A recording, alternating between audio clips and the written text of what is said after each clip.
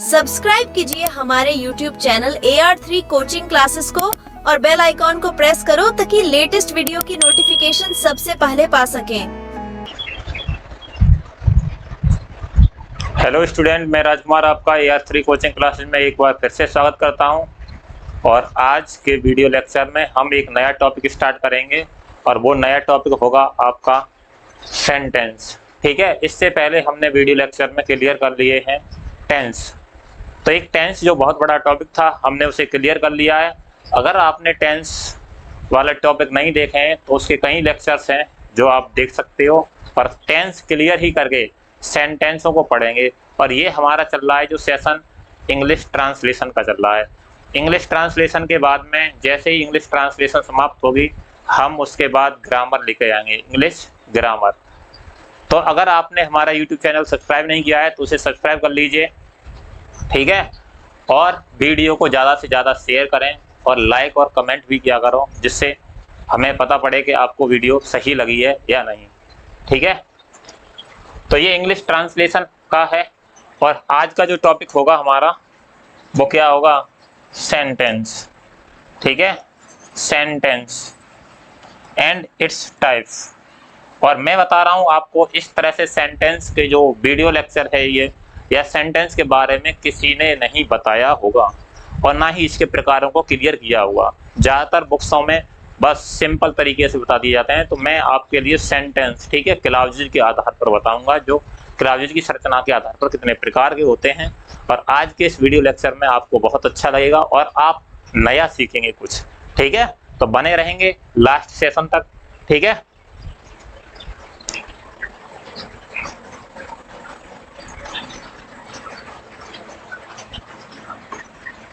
तो सेंटेंस क्या होता है भाई? द सेंटेंस, जिसे हम हिंदी में वाक्य भी कहते हैं। तो सेंटेंस है a group of meaningful words, a group of meaningful word which make a complete sense is called sentence, is called a sentence. कहने की बात है कि देखिए, जो ग्रुप यहाँ पर दे रखा है कि ग्रुप ऑफ मीनिंगफुल वर्ड, तो यहाँ पर मैंने जो शब्द लिखा है मीनिंगफुल वर्ड्स, ठीक है। तो वर्ड्स भी हमारे दो प्रकार के होते हैं, ठीक है। देखिए, वर्ड्स भी दो प्रकार के, एक होते हैं मीनिंगलेस वर्ड और एक होते हैं मीनिंगफुल वर्ड। तो ऐसे हम शब्दों को यहाँ पर लेंगे जो मीनिंगफुल होंगे, ठीक है, जिनके कुछ सार्थक अर्थ होंगे। जैसे कि मैं यहाँ पर ये लिया कि गॉड इज ग्रेट, तो गॉड का भी मतलब है, अगर मैं लिख दूँ KRY, तो आप क्या समझोगे, मीनिंगलेस है। KRY का मतलब क्या होता है ना, या बाई SL, तो क्या मतलब है, ये मीनिंगलेस है। कैसे हैं ये सब मीनिंगलेस। लेकिन हम यहाँ पर किसका मतलब करेंगे, कि मीनिंगफुल वर्ड्स होने चाहिए। तो कैसे होने चाहिए, मीनिंगफुल वर्ड होने चाहिए। तो अगर हिंदी में आप इसकी डेफिनेशन लिखना चाहते हो या परिभाषा, तो लिख लीजिए। क्या लिखेंगे, सार्थक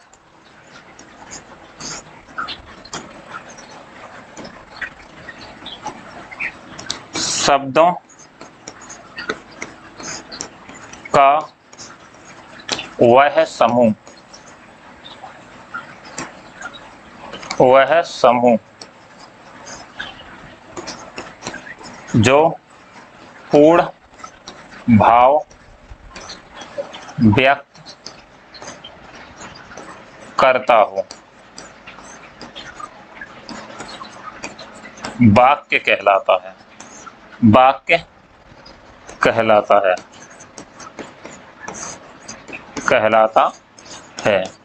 जैसे देखो, गॉड इज ग्रेट, ईश्वर महान है। यहाँ मैंने सात शब्द लिए, गॉड लिया, इज ली और ग्रेट, ठीक है। इनके अर्थ है कि गॉड ईश्वर के लिए दिया है और ग्रेट महान के लिए, और इसका मतलब है तो ईश्वर महान है या ईश्वर महान होता है। Birds fly in the sky, अब बर्ड्स पक्षियों के लिए लिया गया है मीनिंगफुल वर्ड, और फ्लाई इन द स्काई, ठीक है। तो पक्षी आकाश में उड़ते हैं, स्काई और ये जो फ्लाई है, इन और द, ये सभी सार्थक मीनिंगफुल वर्ड्स हैं। तो कह रहे हैं a group of meaningful words which make a complete sense is called a sentence. क्या कहलाएगा, सेंटेंस कहलाएगा। जैसे देखो, द सन इज हॉट, सूर्य गर्म होता है, सूर्य गर्म होता है। तो इनका एक भाव व्यक्त हो रहा है, तो वाक्य कहलाएगा। वाक्य क्या है? A group of meaningful word, ठीक है, a group of meaningful words which make a complete sense is called a sentence, ठीक है, इज कॉल्ड ए सेंटेंस। तो जैसे God is great, bird fly in the sky और the sun is hot. अब kinds of sentence, sentence के हम प्रकार पढ़ेंगे। तो सेंटेंस के प्रकार किसके आधार पर बता रहे हैं? तो क्लाउजेज की संरचना के आधार पर। वाक्य कितने प्रकार के होते हैं? 3 प्रकार के। कितने प्रकार के? 3। तो मैं यहां पर एक फ्लो चार्ट बनाऊंगा, उसे आप बनाएंगे, ठीक है। तो सेंटेंस के प्रकार हैं, कितने प्रकार के बताए गए? सेंटेंस 3, ठीक है। किसके आधार पर हैं? क्लाउज की संरचना के आधार पर, ठीक है। एक होते हैं सिंपल सेंटेंस, ध्यान पूर्वक पढ़ना भाई, सिंपल सेंटेंस, सिंपल सेंटेंस। और दूसरा होता है कंपाउंड, कंपाउंड सेंटेंस, स्पष्ट तो दिखाई दे रहा है। और कॉम्प्लेक्स सेंटेंस, तीसरा कॉम्प्लेक्स सेंटेंस। तो कितने? Simple sentence, compound sentence, complex sentence. Clause की संरचना के आधार पर वाक्य 3 प्रकार के होते हैं, लेकिन ये 3 प्रकार के वाक्य आपको ना बता करके डायरेक्ट बताए थे असर्टिव सेंटेंस। तो अब मैं आपको क्लियर करूंगा कि असर्टिव सेंटेंस भी सिंपल सेंटेंस का ही प्रकार होता है, ठीक है। जैसे देखो, अब ये जो सिंपल सेंटेंस है, सिंपल सेंटेंस वह सेंटेंस होता है जिसमें सिर्फ एक ही फाइनाइट वर्ब होती है। मैं आगे क्लियर करूंगा, ठीक है। यहाँ फ्लो चार्ट बना लीजिए आप। तो सिंपल सेंटेंस के भी प्रकार हैं भाई। तो सिंपल सेंटेंस कितने प्रकार के होते हैं? 5 प्रकार के होते हैं। Assertive, assertive sentence, assertive sentence. दूसरे इंटेरोगेटिव, इंटेरोगेटिव सेंटेंस। पहला असर्टिव सेंटेंस, दूसरा इंट्रोगेटिव सेंटेंस, तीसरा इम्परेटिव, इम्परेटिव सेंटेंस, तीसरा हो गया। अब चौथा है एक्सक्लेमेटरी, एक्सक्लेमेटरी सेंटेंस।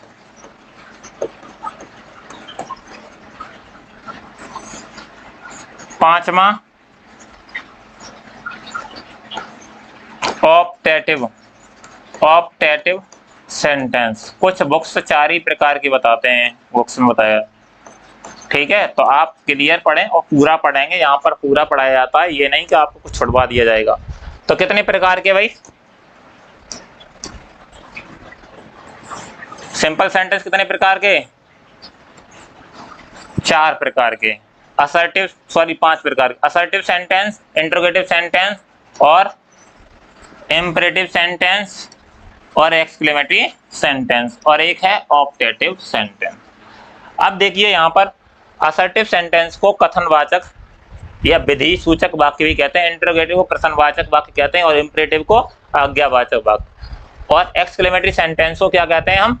विस्मय बोधक वाक्य या विस्मय सूचक वाक्य, और ऑप्टेटिव सेंटेंस को इच्छा सूचक वाक्य। ये 5 प्रकार के वाक्य होते हैं सिंपल सेंटेंस। अब इनमें भी असर्टिव सेंटेंस के भी प्रकार होते हैं भाई। तो असर्टिव सेंटेंस कितने प्रकार के होते हैं? 2 प्रकार के, ठीक है। एक होते हैं तुम्हारे एफर्मेटिव, एफर्मेटिव सेंटेंस, ठीक है, एफर्मेटिव सेंटेंस। और दूसरे होते हैं तुम्हारे नेगेटिव सेंटेंस, नेगेटिव सेंटेंस। इधर लिख देते हैं नेगेटिव सेंटेंस। तो ये भी प्रकार कितने हैं इसके, एफर्मेटिव सेंटेंस और निगेटिव सेंटेंस। अब देखिए कुछ टीचर्स ज्यादातर जिनको बुक्स से अच्छी जानकारी नहीं है, बुक्स में भी दे देते हैं कि सिंपल सेंटेंस को एफर्मेटिव सेंटेंस लिख देते हैं। वो नहीं, सिंपल सेंटेंस के प्रकार 5 और उस पांचों प्रकार में से असर्टिव सेंटेंस के भी प्रकार है एफर्मेटिव और नेगेटिव सेंटेंस। ठीक है, इसलिए इस वीडियो लेक्चर को ध्यान पूर्वक पढ़ेंगे, आपने ऐसा कभी नहीं पढ़ा होगा। ठीक है, उस तरह का वीडियो लेक्चर लेकर आया हूं मैं। और यहाँ पर इंट्रोगेटिव के भी दो पार्ट्स होते हैं। इंट्रोगेटिव के कितने पार्ट्स होते हैं, 2। एक तो होते हैं तुम्हारे direct interrogative, direct interrogative,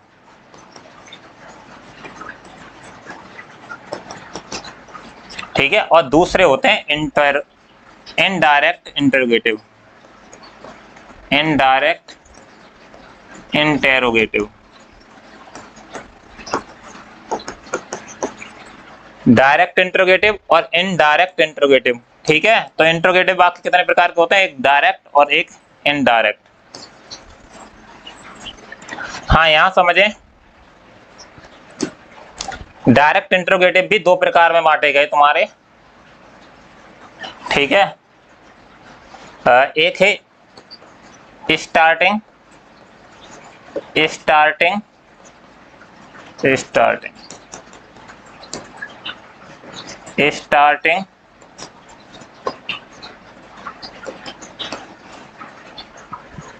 with the helping verb, helping verb, starting with the helping verb, यानी जो starting with the helping verb मतलब हेल्पिंग वर्ब से प्रारंभ होते हैं। लेकिन हिंदी वाक्यों में क्या से प्रारंभ होते हैं, हिंदी वाक्यों किससे प्रारंभ होते हैं, क्या से। और दूसरे थे तुम्हारे, इसी में मैं यहां लिख दे रहा हूं, दूसरा था वो था starting, starting with the question word, question word, जो प्रश्नवाचक शब्द से प्रारंभ होते हैं वो। तो starting with the helping verb और starting with the question word. तो कितने प्रकार के, 2 प्रकार के इंटरोगेटिव, डायरेक्ट इंटरोगेटिव और इनडायरेक्ट इंटरोगेटिव। अब डायरेक्ट इंटरोगेटिव के भी प्रकार होते हैं, जो starting with the helping verb से प्रारंभ होने वाले, और एक होते हैं starting with the question word. ठीक है, क्वेश्चन वर्ड आप समझते ही होंगे, व्हाट, व्हिच, ठीक है, व्हेन, ये क्वेश्चन वर्ड से प्रारंभ होने वाले। इनडायरेक्ट इंटरोगेटिव का जिक्र मैं आगे बताऊंगा कि कैसे किया जाता है। जैसे आपने इनडायरेक्ट सेंटेंसों को डायरेक्ट स्पीच के सेंटेंस को इनडायरेक्ट में बदला होगा, तो उस तरह के जो इनडायरेक्ट सेंटेंस होते हैं उन्हें इंटरोगेटिव, इनडायरेक्ट इंटरोगेटिव कहते हैं। ठीक है, अब ये स्क्रीनशॉट लेना चाहते हैं तो आप इसका स्क्रीनशॉट ले सकते हैं, मैं हट जाता हूँ। ठीक है, जल्दी से ले लीजिए।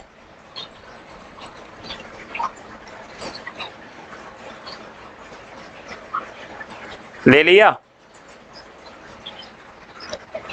तो चलते हैं नेक्स्ट पेज पर, हम समझेंगे सिंपल सेंटेंस।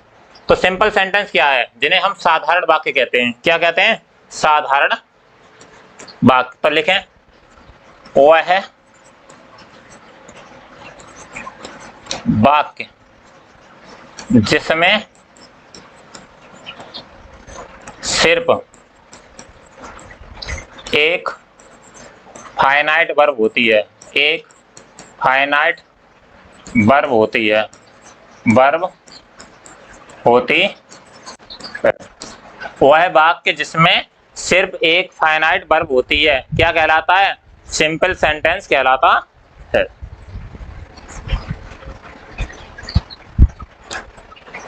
अब बात आ गई कि भाई फाइनाइट वर्ब क्या होती है, तो मैं यहां पर लिखवा दे रहा हूं फाइनाइट वर्ब। ठीक है, फाइनाइट वर्ब,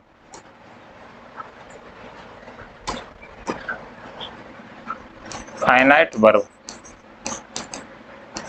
तो लिखें, वह वर्ब जो अपने सब्जेक्ट तथा टेंस, टेंस मतलब काल, के बदल जाने पर, बदल जाने पर बदल जाती है, बदल जाती है। इसके जिक्र जो फाइनाइट वर्ब और नॉन फाइनाइट वर्ब हम ग्रामर में करेंगे, ठीक है। तो यहाँ बता दे रहा हूँ, आपको नहीं पता है तो वह वर्ब जो अपने सब्जेक्ट तथा टेंस के बदल जाने पर बदल जाती है, क्या कहलाती है? फाइनाइट वर्ब कहलाती है, इतना समझ लिए। या ऐसी वर्ब जिसका खुद का सब्जेक्ट होता है तथा खुद का टेंस होता है, वो क्या कहलाती है? फाइनाइट वर्ब कहलाती है। जहां पर एग्जाम्पल से समझेंगे, देखो एग्जाम्पल है कि देखो यहाँ पर राम, एक वर्ब ले रहा हूं गो, ठीक है। तो राम गोज टू स्कूल, ठीक है, राम स्कूल जाता है। अब देखो यहाँ पर वर्ब है गो, अब मैं यहाँ पर सब्जेक्ट बदल दे रहा हूँ, राम की जगह पर क्या कर दे रहा हूँ? यू। तो यू के साथ क्या हो गई? Go to school. तो देखो यहाँ पर मैंने जब से ही सब्जेक्ट बदला तो वर्ब भी बदल गई या ना बदल गई? इसके बाद में देखो थर्ड सेंटेंस को देखता हूं और मैं इसमें राम को ही रखूंगा, ठीक है, लेकिन मैं यहाँ पर टेंस बदल दे रहा हूं। तो Ram went to school, past का कर दिया, राम स्कूल गया था। अब मैंने यहाँ टेंस बदल दिया तो अभी बदल गई। तो फाइनाइट वर्ब क्या होती है? वह वर्ब जो अपने सब्जेक्ट तथा टेंस के बदल जाने पर बदल जाती है, उसे क्या कहते हैं? फाइनाइट वर्ब कहते हैं। एक नॉन फाइनाइट वर्ब होती है, मैं यहाँ पर लगा दूंगा टू रीड, वह पढ़ने के लिए जाता है। तो टू रीड, देखो यहाँ पर किसी पर भी प्रभाव नहीं पड़ेगा, टू रीड वह पढ़ने के लिए जाता है, ये नॉन फाइनाइट वर्ब है, ठीक है। जो राम है वो क्या करने जाता है? विद्यालय।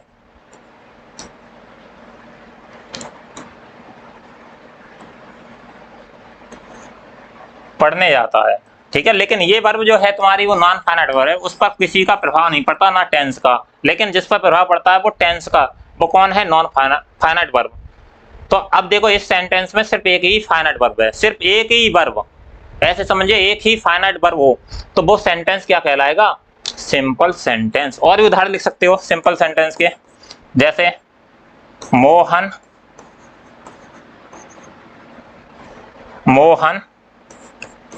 फ्लाई द काइट, मोहन पतंग उड़ाता है। तो मोहन पतंग उड़ाता है, Mohan flies the kites, Mohan पतंग उड़ाता है।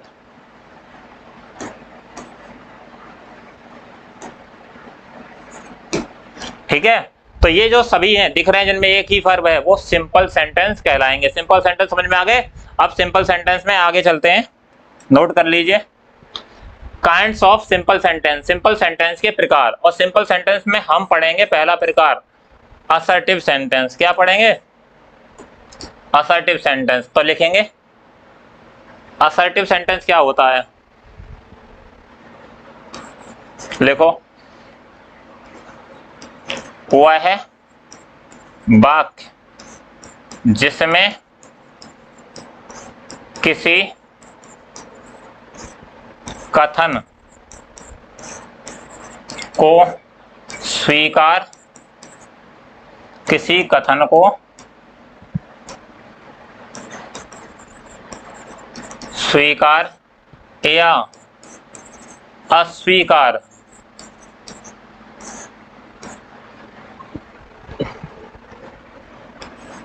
किया जाता हो, क्या कहलाएगा? असर्टिव सेंटेंस कहलाएगा। ठीक है, वह है वाक्य जिसमें किसी कथन को या तो स्वीकार कर दो या फिर अस्वीकार कर दो, क्या कहलाएंगे? Assertive sentence. अब असर्टिव सेंटेंस सब्जेक्ट से प्रारंभ होते हैं, लिखना चाहें तो लिख लीजिए नोट करके, ये सब्जेक्ट से प्रारंभ, ठीक है, सब्जेक्ट से स्टार्ट होते हैं, ठीक है, और अंत में, एंड में क्या होता है? एंड में फुल स्टॉप होता है, ठीक है, एंड में फुल स्टॉप होता है, इनके फुल स्टॉप, ठीक है, ये याद रखेंगे। सब्जेक्ट से प्रारंभ होते हैं और अंत में फुल स्टॉप होता है। मैं यहाँ मिटा दे रहा हूँ इसको, ठीक है, नोट करके आप लिख लीजिए उसे। सब्जेक्ट से प्रारंभ होते हैं और अंत में फुल स्टॉप होता है।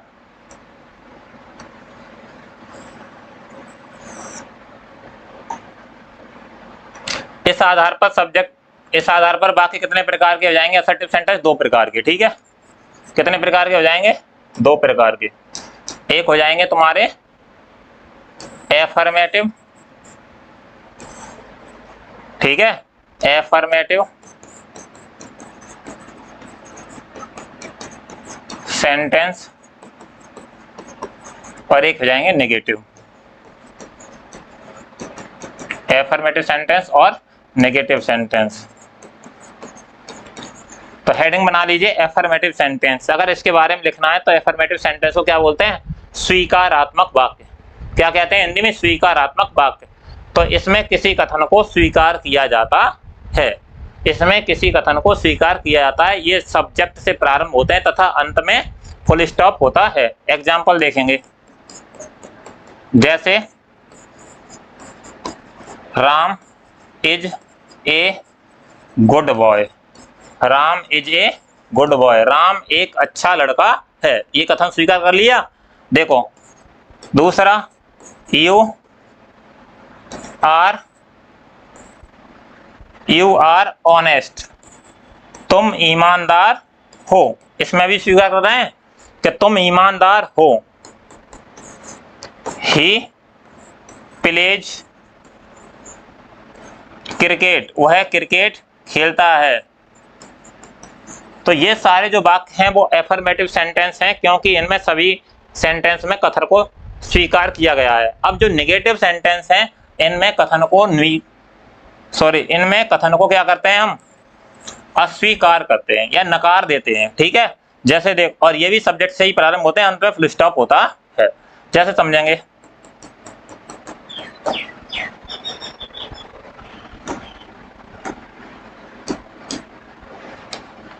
कि you are not honest, you are not honest, तुम ईमानदार नहीं हो। नकार दिया भाई, यहाँ कह रहे हैं कि तुम ईमानदार हो, और वहां कह दिया तुम ईमानदार नहीं हो। दूसरा देख रहे हैं एग्जाम्पल, कि you do not play cricket, तुम क्रिकेट नहीं खेलते हो, यहाँ भी निकाल दिया, यहाँ भी कथन को नकार दिया।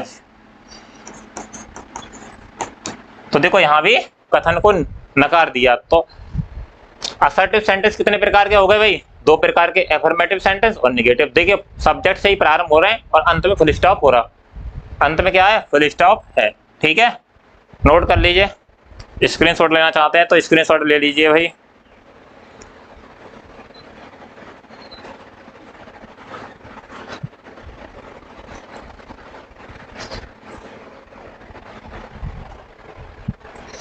आगे देखें, अब पढ़ेंगे हम इंट्रोगेटिव सेंटेंस। इंट्रोगेटिव सेंटेंस को प्रश्नवाचक वाक्य कहते हैं, और प्रश्नवाचक वाक्यों में लिखेंगे, इनमें प्रश्न पूछे जाते हैं, प्रश्न पूछे जाते हैं तथा अंत में प्रश्नवाचक चिन्ह लगा होता है,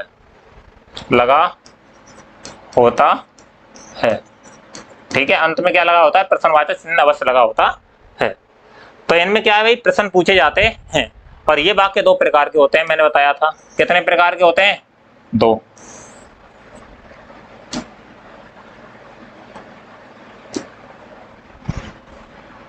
जैसे डायरेक्ट इंट्रोगेटिव है ना, डायरेक्ट इंटेरोगेटिव, तो इसमें सीधे सीधे प्रश्न पूछ लिया जाता है। और एक होते हैं indirect interrogative, indirect interrogative.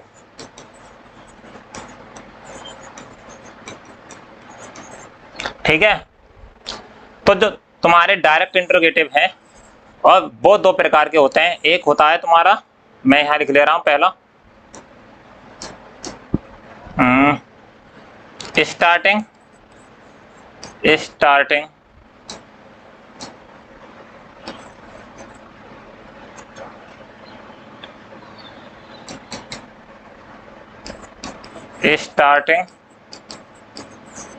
With the question word, sorry starting with the helping verb, helping verb, ठीक है। जैसे एग्जांपल,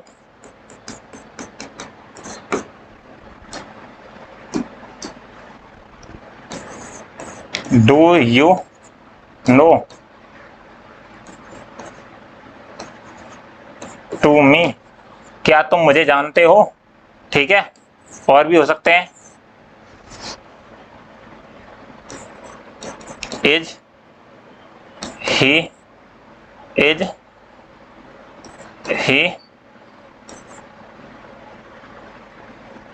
ए गुड बॉय, क्या वो है एक अच्छा लड़का है। तो यहाँ पर देखो हेल्पिंग वर्ब है, इनसे प्रारंभ हो रहा है, ये लिंकिंग वर्ब है, ठीक है। तो starting with the helping verb, या हिंदी वाक्यों में क्या से प्रारंभ होते हैं, हिंदी वाक्यों किससे प्रारंभ होते हैं, क्या से। क्लियर हो रहा है। और दूसरे हमारे जो प्रकार हैं वो है तुम्हारा starting with the question word, starting with the question word, question word से प्रारंभ होने वाले, किससे, क्वेश्चन वर्ड से प्रारंभ होने वाले। जैसे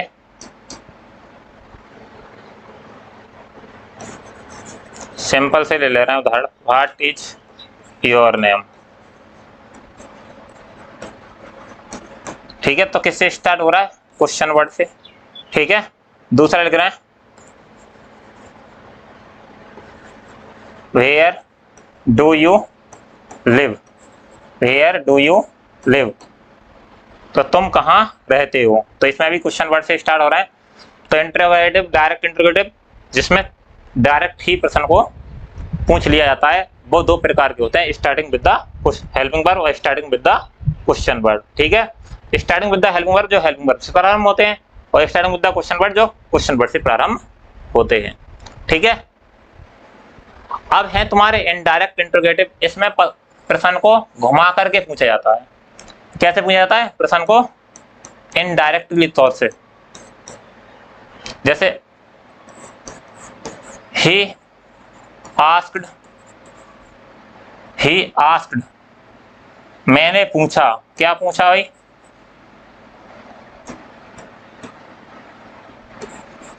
वेयर, मैंने पूछा where you lived, where you lived, और अंतर प्रश्नवाचक। देखो यहां समझिए, he asked where you lived, मैंने पूछा तुम कहाँ रहते हो, मैंने पूछा कि तुम कहाँ रहते हो। इस तरह के जो इनडायरेक्ट, जो हम इनडायरेक्ट सेंटेंस डायरेक्ट से इनडायरेक्ट में करते हैं इंटरोगेटिव का, वही होते हैं, ठीक है। अब चलते हैं हम आगे की ओर। अब पढ़ेंगे हम इंपरेटिव सेंटेंस। अगर आप इसका स्क्रीनशॉट लेना चाहते तो ले लीजिए।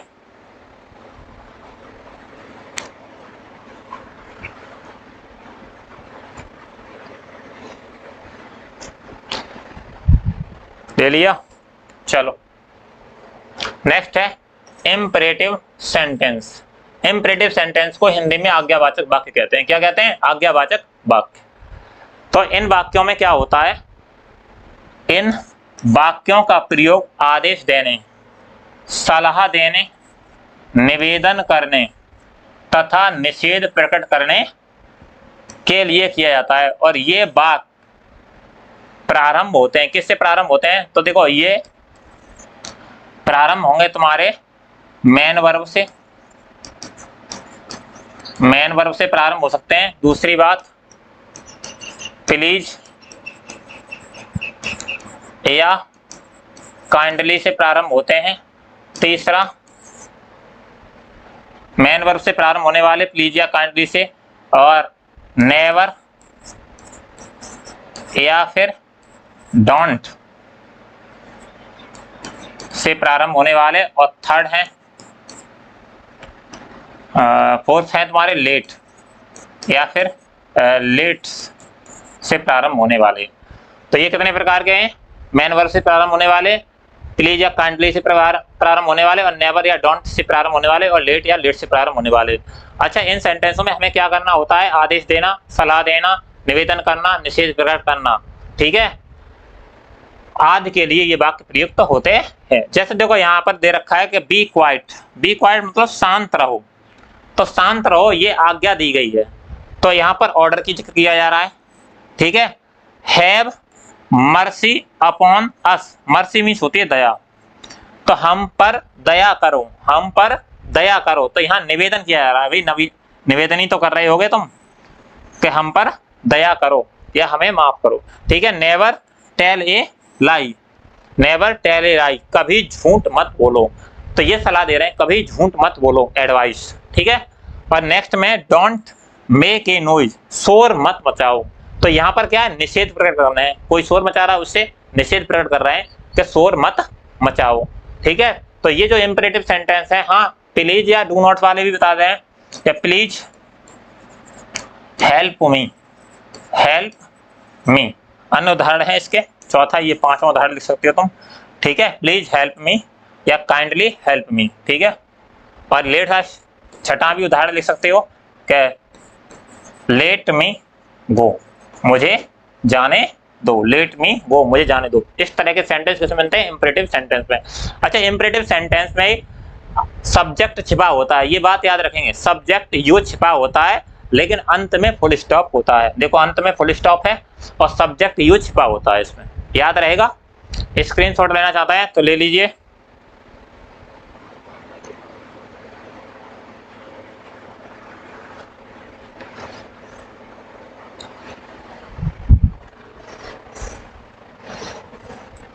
नेक्स्ट है एक्सक्लेमेटरी सेंटेंस। क्या है भाई? Exclamatory sentence.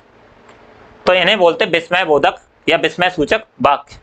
ठीक है, ये वाक्य क्या होते हैं? इनका प्रयोग हृदय में अचानक उत्पन्न होने वाली भावनाओं, ठीक है, हृदय में अचानक उत्पन्न होने वाली भावनाओं के व्यक्त करने के लिए किया जाता है। ठीक है, इनका प्रयोग हृदय में अचानक उत्पन्न होने वाली भावनाओं को व्यक्त करने के लिए किया जाता है। अच्छा, यहां लिख लीजिए नोट करके, ये प्राय हाउ कॉमा व्हाट हुर्रा, अगर हुर्रा का प्रयोग कहां करते हैं? जहां खुशी प्रकट हो। ठीक है, और ब्रेवो, जहां प्रशंसा की बात है रही हो।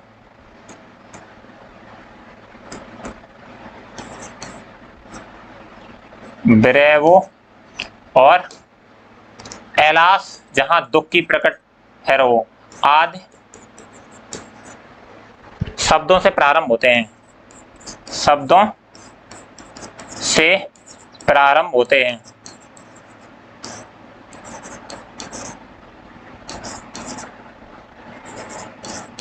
तथा अंत में एक्सक्लेमेटरी साइन, एक्सक्लेमेटरी साइन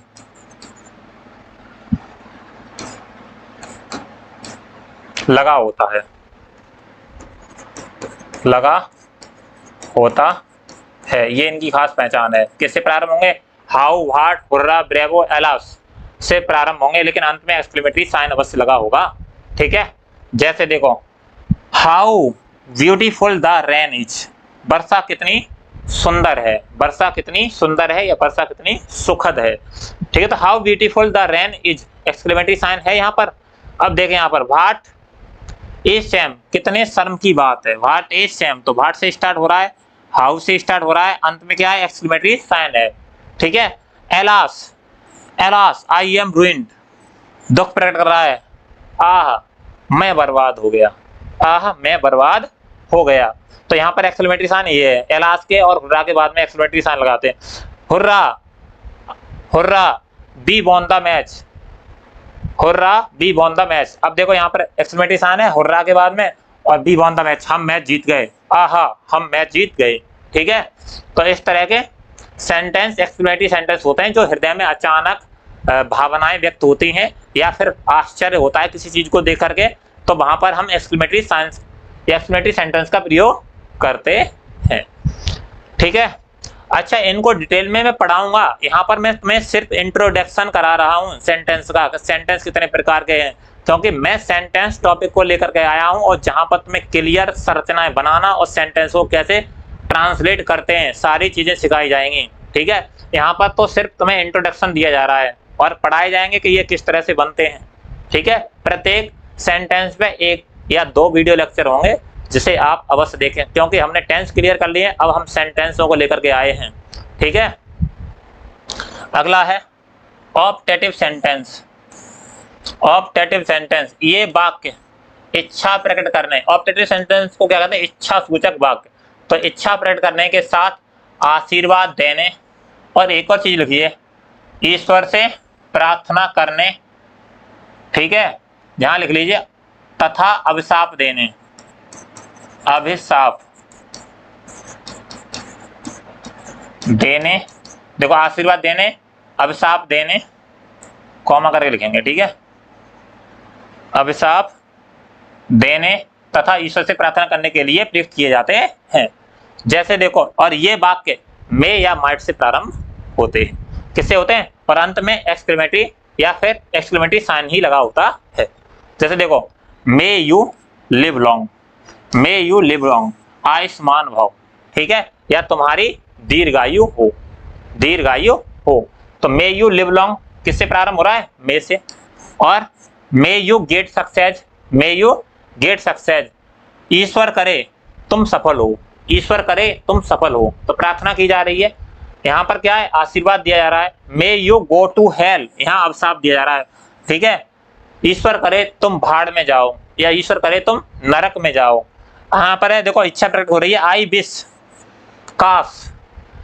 ठीक है, काश मैं वहां होता, या फिर हम बोल सकते हैं I wish that I were there, मेरी इच्छा है कि मैं वहां होता, मेरी इच्छा है कि मैं वहां होता। ऐसी कंडीशन में आई के साथ वर आता है कल्पना के लिए। ठीक है, तो एक बात नोट करके लिखेंगे इनमें ऑप्टेटिव सेंटेंस में, कि ऑप्टेटिव जो सेंटेंस होते हैं वो मे या माइट से प्रारंभ होते हैं। किससे, मे से प्रारंभ होते हैं और अंत में एक्सक्लेमेटरी साइन होता है। ठीक है, अंत में क्या होता है, एक्सक्लेमेटरी साइन होता है। ठीक है, अब नेक्स्ट है हमारे, तो ये हमारे 5 प्रकार के सिंपल सेंटेंस क्लियर हो गए। अब पढ़ेंगे हम कंपाउंड सेंटेंस, जो सिंपल सेंटेंस का दूसरा प्रकार, सॉरी सिंपल सेंटेंस का नहीं, सेंटेंस का दूसरा प्रकार क्या है, कंपाउंड सेंटेंस। तो डाल लीजिए हेडिंग कंपाउंड सेंटेंस। क्या भाई आप जानते हैं कंपाउंड सेंटेंस के बारे में थोड़ा वो,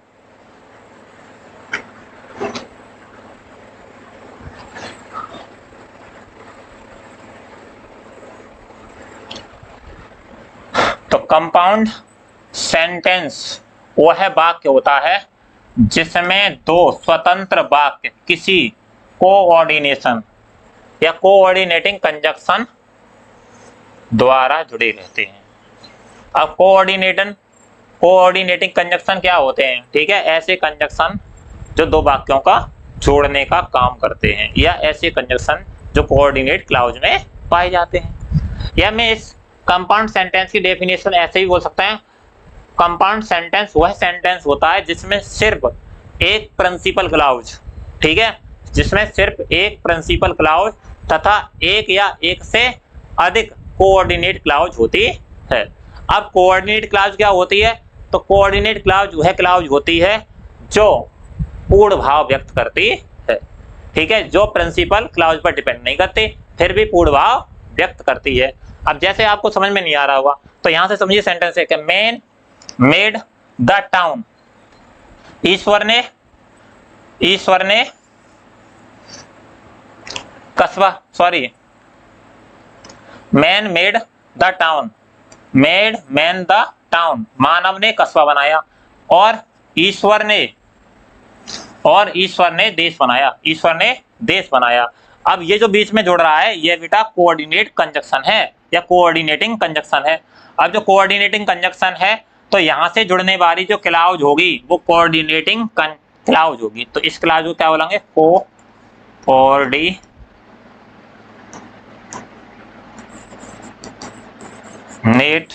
क्लॉज। अब कुछ बच्चों के जो पहली बार वीडियो देख रहे होंगे या जिन्होंने क्लाउज के बारे में जानकारी ना है तो वो क्लाउज नहीं जानते हैं। तो क्लाउज दो या दो से अधिक वाक्यों का एक छोटा वाक्य होता है या उसी का भाग होता है, जिसे क्लाउज कहते हैं। जैसे ये दो वाक्य है तो उनका एक वाक्य क्लाउज कहलाएगा और एक दूसरा वाक्य दूसरा क्लाउज कहलाएगा। और जो शेष बची कहाँ से है क्लाउज, ये तो मैं यहाँ बता दूं तो मैं कहाँ से है ये क्लाउज, तो ये क्लाउज है तुम्हारी यहाँ से, ठीक है, कोऑर्डिनेट क्लाउज। और ये क्या है, प्रिंसिपल क्लाउज। प्रिंसिपल क्लाउज क्या होती है, जो किसी दूसरे क्लाउज पर निर्भर नहीं होती है, ठीक है। ये तुम्हारी प्रिंसिपल क्लाउज है, ठीक है। ये क्या है तुम्हारी प्रिंसिपल क्लाउज।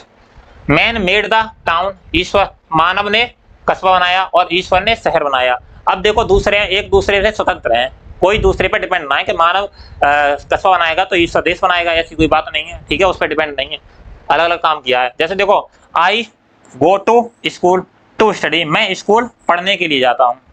ये कौन सी क्लाउज है, principal clause. Principal clause, clause पहचानना नहीं आता है तो देखो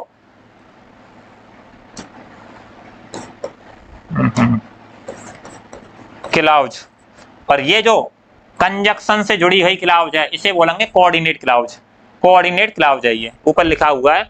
तो ये प्रिंसिपल क्लाउज और ये coordinate. But Mohan goes to pass time, लेकिन मोहन क्या है, समय व्यतीत करने के लिए जाता है। मैं पढ़ने के लिए जाता हूँ और मोहन समय व्यतीत करने के लिए जाता है, लेकिन मोहन समय व्यतीत कर, अब मोहन से और मेरा कोई रिलेशन नहीं है, वो पढ़ने टाइम पास करने जा रहा है और मैं पढ़ने जा रहा हूँ, ठीक है। तो यहाँ पर एक क्लाउज दूसरे क्लाउज पर डिपेंड नहीं करते, तभी मैंने यहाँ पर लिखा है वो है वाक्य होता है जिसमें दो स्वतंत्र वाक्य किसी कोऑर्डिनेट कंजक्शन द्वारा जुड़े होते हैं। तो देखो कोऑर्डिनेट कंजक्शन बट से जुड़ा है, यहाँ पर एंड से जुड़ा है। यहाँ देखो I love you, I love you, मैं तुम्हें प्रेम करता हूँ, क्योंकि देखो ये आ गई तुम्हारी कौन आ गई, कोऑर्डिनेटिंग कंजक्शन। क्योंकि यू आर माई फ्रेंड, क्योंकि तुम मेरे मित्र हो। बट अब देखो फिर आगे बट, यू रेस्पेक्ट मी, लेकिन तुम मेरा सम्मान करते हो।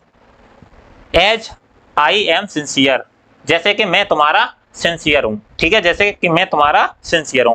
तो इसमें देखो एक ही प्रिंसिपल क्लाउज है ये आई लव यू, बाकी जितनी भी because you are my friend ये क्या है, कोऑर्डिनेट क्लाउज। और ये भी but you respect me, coordinate clause. और ये भी एज आई एम सिंसियर, ठीक है। तो ये सारी जो क्लाउज है देखो कितने वाक्य, दो या दो से अधिक स्वतंत्र वाक्य होंगे और दोनों भी एक दूसरे पर डिपेंड नहीं है, ठीक है। नोट कंपाउंड सेंटेंस में कम से कम दो फाइनाइट वर्ब होनी चाहिए। हाँ, फाइनाइट वर्ब के बारे में तो बताना ही भूल के।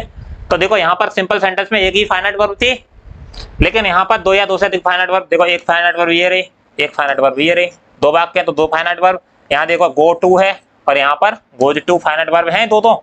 ऐसे यहाँ पर लव और यहाँ पर तुम्हारी आर आ रही है, लेकिन फाइनाइट वर्ब में मान लो या लिंग वर्ब है उसी का रूप होती है, ठीक है। इस तरह से यहाँ फाइनाइट वर्ब भी दो या दो से अधिक होनी चाहिए। हाँ, एक बात और बता दें आपके लिए कि कंपाउंड सेंटेंस में कोऑर्डिनेट क्लाउज का तो होना जरूरी है, लेकिन सबऑर्डिनेट क्लाउज का होना जरूरी हो सकता है और नहीं भी, ठीक है, ये डिपेंड रहेंगे। अगला कॉम्प्लेक्स सेंटेंस। कॉम्प्लेक्स सेंटेंस क्या होते हैं, जिन्हें जटिल वाक्य या मिश्रित वाक्य कहते हैं। क्या कहते हैं, मिश्रित वाक्य। और कंपाउंड सेंटेंस को क्या कहते हैं हम, कंपाउंड सेंटेंस को क्या कहते थे, संयुक्त वाक्य, ठीक है। अब देखिए कॉम्प्लेक्स सेंटेंस वह वाक्य होता है जिसमें केवल एक प्रिंसिपल क्लाउज, आगे एक प्रिंसिपल क्लाउज तथा शेष सबऑर्डिनेट क्लाउज होती हैं, या दो या दो से अधिक सबऑर्डिनेट क्लाउज होते हैं। कैसे पहचाने सबऑर्डिनेट क्लाउज, ठीक है। तो एक बात बता दे रहा हूं मैं, सबऑर्डिनेट क्लाउज जो भी एसएससी सीजीएल वगैरह की तैयारी कर रहे हैं स्टूडेंट्स, तो वो ध्यानपूर्वक समझें। सबऑर्डिनेट क्लाउज किसी क्लाउज पर डिपेंड रहती है, ठीक है, उसे निर्भर रहना पड़ेगा। जैसे देखो यहाँ पर सबऑर्डिनेट क्लाउज कैसे पहचानेंगे, यू विल पास, ये है प्रिंसिपल क्लाउज, जो स्वतंत्र क्लाउज होती है वैसे प्रिंसिपल क्लाउज कहते हैं। मैं बनाऊंगा एक क्लाउज पर वीडियो, ठीक है, अभी नहीं, जब ग्रामर पढ़ाएंगे तब। और ये है तुम्हारी इफ यू वर्क हार्ड, तो ये क्या है तुम्हारी सबऑर्डिनेट क्लाउज, सबऑर्डिनेट क्लाउज जो किसी सबऑर्डिनेट कंजक्शन द्वारा भी जुड़ी होती है कि यदि तुम कठिन परिश्रम करोगे, यदि तुम कठिन परिश्रम करोगे तो तुम पास हो जाओगे, या तुम पास होगे। कब पास होगे, जब तुम कठिन परिश्रम करोगे। तो देखो इफ से जुड़ा है, तो इफ यू वर्क हार्ड तो सबऑर्डिनेट क्लाउज है। और ये कौन सी क्लाउज है, नाउन क्लाउज, सबऑर्डिनेट क्लाउज के भी 3 प्रकार होते हैं। नाउन क्लाउज जो नाउन की तरह काम करे, ठीक है। और देखो यहाँ पर this is the time, this is the time, यह वही समय है। व्हेन यू शुड रीड, जब तुम्हें पढ़ना चाहिए, जब तुम्हें पढ़ना चाहिए। तो यहाँ पर देखो ये जो है प्रिंसिपल क्लाउज, कौन सा समय है, वही समय, ठीक है। अब कह रहा है अगर तुमसे पूछ रहे हैं कि यह वही समय है तो मैं पूछूं कौन सा समय भाई, जब तुम्हें पढ़ना चाहिए। तो ये क्या है, सबऑर्डिनेट क्लाउज। क्या है ये, सबऑर्डिनेट क्लाउज। तो ये वाली जो है क्लाउज वो सबऑर्डिनेट क्लाउज है, यहाँ लिखी हुई है, ठीक है।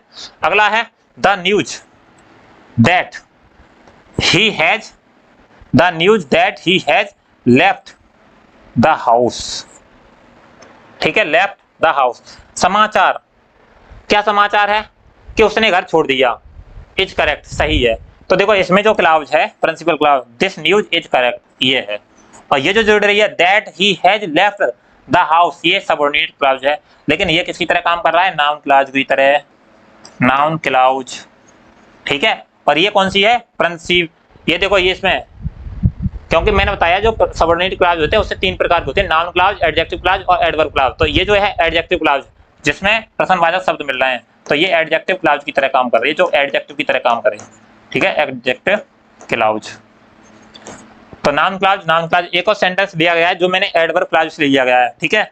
वर्क हार्ड, वर्क हार्ड, कठिन परिश्रम करो, लेस्ट, कहीं ऐसा ना हो, यू शुड फेल, क्या तुम फेल हो जाओ। तो जो लेस्ट से जुड़ी हुई है उसे हम क्या बोलेंगे, सबऑर्डिनेट क्लाउज। ये है सबऑर्डिनेट, ऑर्डिनेट क्लाउज। और ये है तुम्हारी प्रिंसिपल क्लाउज, प्रिंसिपल क्लाउज। लेकिन ये वर्ब की विशेषता बता रही है, कठिन परिश्रम करो, ठीक है। क्या करें, क्रिया बता रही है, क्रिया की विशेषता, तो उसे हम क्या बोलेंगे, एडवर्ब क्लाउज। क्या बोलेंगे, एडवर्ब क्लाउज। और जो नाउन की विशेषता बताती है उसे बोलेंगे हम नाउन क्लाउज, एडवर्ब क्लाउज, ठीक है। अगर आपको यहाँ पर समझ में भी नहीं आ रहा है तो ये सेंटेंस का इंट्रोडक्शन है, ठीक है। इसके बाद मैं क्लियर पढ़ाऊंगा आपके लिए, और complex sentence, compound sentence, conditional sentence, imperative, exclamatory, सारी चीजें पढ़ाई जाएंगी आपको यहाँ पर, और संरचनाएं भी बनाना सिखाई जाएंगी। तो आप हमारे चैनल से जुड़े रहें। तो thank you for watching full video. और हाँ, मैं एक बात और आपको बता देता हूँ, अगर आपको वीडियो लेक्चर हमारे अच्छे लगते हैं तो लाइक अवश्य करें और ज़्यादा से ज़्यादा शेयर करें। अगर आपको अंग्रेजी अच्छे से पढ़नी है और ग्रामर बेस्ट करनी है तो मुझे 8 साल का एक्सपीरियंस है इंग्लिश पर, ठीक है। और बेस्ट एक्सपीरियंस के कारण ही मैं यहाँ पर आपके सामने हूँ। और आपने इससे पहले इस तरह के वीडियो लेक्चर नहीं देखे होंगे कि सेंटेंस इस तरह से डिवाइड है, ठीक है। डायरेक्ट ही सेंटेंस को डिवाइड कर दिया जाएगा, या उसके पार्ट्स को बता दिया गया है कि असर्टिव सेंटेंस, और क्या बता दिया है, इंटरोगेटिव, इंपरेटिव और एक्सक्लेमेटरी। ऑप्टेटिव सेंटेंस का भी जिक्र नहीं किया है। तो हम यहाँ पर जितने भी प्रकार के सेंटेंस का इंट्रोडक्शन किया है उसको सेंटेंस टॉपिक की प्लेलिस्ट में ही क्लियर करेंगे, इसलिए प्लेलिस्ट वाइज हमारी वीडियो को देखते रहें। अगर चैनल सब्सक्राइब नहीं किया है तो कर लीजिए। Thank you.